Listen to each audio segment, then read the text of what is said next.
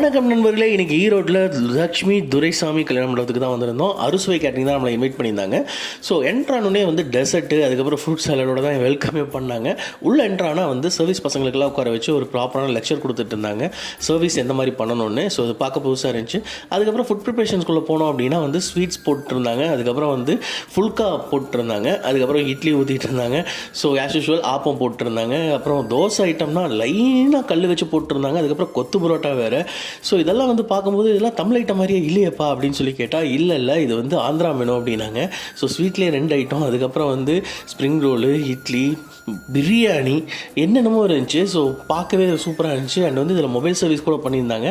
So இந்த கவுண்டரில் வந்து பார்த்தீங்கன்னா உங்களுக்கு ஃபுல்காக்கு வந்து தவா சப்ஜி வச்சுருந்தாங்க. இதில் சின்னவங்கலேருந்து பெரியவங்க வரைக்கும் எல்லாருமே ப்ராப்பராக உட்காந்து சாப்பிட்றதுக்கு டைனிங் செட்டப்புக்கு வந்து ஒரு கேண்டில் லைட் மாதிரி செட் பண்ணியிருந்தாங்க. கேண்டில் லைட் டின்னர் சாப்பிட்ணுன்ற ஒரு ஆசை கூட இன்றைக்கி நிறைவேறிச்சுன்னு சொல்லலாம்.